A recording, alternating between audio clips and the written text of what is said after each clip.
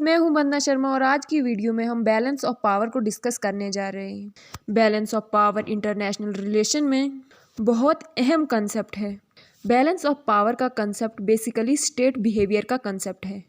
जैसा कि आपको मालूम है कि इंटरनेशनल स्ट्रक्चर अनार्किक है, यानी स्टेट्स के ऊपर कोई हायर अथॉरिटी नहीं है, कोई वर्ल्ड गवर्नमेंट नहीं है जो कि उनके बिहेवियर को गवर्न कर सके। तो क्योंकि इंटरनेशनल स्ट्रक्चर एनार्किक है तो इसमें स्टेट्स का एक दूसरी स्टेट्स पर ट्रस्ट बहुत कम है। अब जब एक स्टेट अपनी पावर इंक्रीज कर रही होती है तो किसी दूसरी स्टेट को ये लग रहा होता है कि शायद ये इसलिए अपनी पावर मैक्सिमाइज कर रही है कि ये मेरे ऊपर अटैक कर दे। तो एक लैक ऑफ इंटरेस्ट का इन्वायरमेंट इंटरनेशनल स्ट्रक्चर में क्रिएट हो गया है। तो स्टेट्स को ये पता है कि ये एक अनार्किक स्ट्रक्चर है, इसमें सब स्टेट्स अपनी पावर को इंक्रीज करने की कोशिश में हैं। तो मुझे भी अपने सर्वाइवल के लिए अपनी पावर को मैक्सिमाइज करना होगा।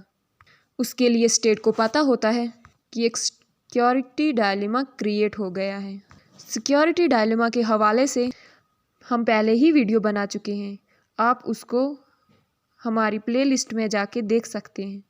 तो जब एक सिक्योरिटी डायलेमा क्रिएट हो जाता है तो एक स्टेट को ये पता होता है तो मुझे भी अब सेल्फ हेल्प के ज़रिए अपनी मदद आप ही करनी है, इसलिए वो अपनी पावर को मैक्सिमाइज़ करता है, जिससे पावर मैक्सिमाइजेशन शुरू हो जाती है।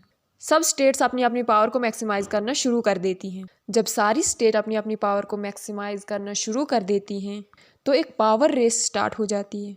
अगर सब स्टेट की पावर इक्वल होगी तो इसे बैलेंस ऑफ पावर कहेंगे। तो अगर बैलेंस ऑफ पावर होगी तो स्टेट्स वार की तरफ नहीं जाएंगे, क्योंकि उन्हें पता है कि अगर मैं अटैक करूंगी तो दूसरे स्टेट के पास भी सेम पावर है तो वो मुझ पे सेम अटैक बैक करेगी।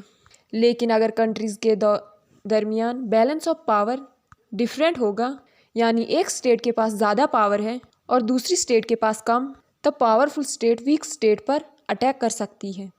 अब ऐसा भी हो सकता है कि एक मुल्क बहुत पावरफुल है और दूसरा बहुत वीक है, और वीक स्टेट के पास वो मैकेनिज्म नहीं है कि वो पावरफुल स्टेट के बराबर अपनी पावर कर ले। तो वीक स्टेट किसी दूसरी स्टेट के साथ मिलकर अलायंस बना लेती है अपने आप को पावरफुल करने के लिए।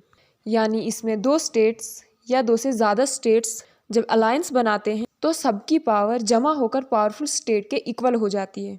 तो फिर पावरफुल स्टेट बैक अटैक के डर से वीक स्टेट पर अटैक नहीं करती, यानी वीक स्टेट्स अलायंसेस बनाकर पावरफुल स्टेट को कंट्रीब्यूट करती हैं।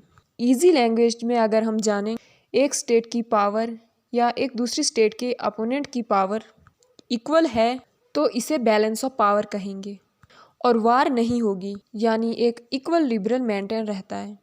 बैलेंस ऑफ पावर का मतलब है ताकत का तवाज़ुन। ताकत के तवाज़ुन का मतलब है कि दो मुल्कों को ऐसे बैलेंस किया जाए कि इस तरह से उन दोनों के पास ताकत हो कि वो दोनों एक दूसरे के बैलेंस में हो जाएं, कोई भी पावर में ज़्यादा ना हो, क्योंकि अगर एक मुल्क पावर में ज़्यादा होगा तो वो दूसरे मुल्क पर डोमिनेट करेगा। बैलेंस ऑफ पावर की थ्योरी रियलिज्म पे बेस करती है और इस कॉन्सेप्ट को इंट्रोड्यूस कराने में दो बहुत बड़े इंटरनेशनल थ्योरिस्ट का किरदार रहा है। एक हैं हंस जे मॉर्गेंथौ और दूसरे हैं केनेथ वॉल्ज। ये दो थ्योरिस्ट बैलेंस ऑफ पावर के प्रोपोनेंट्स हैं। ये थी हमारी आज की वीडियो।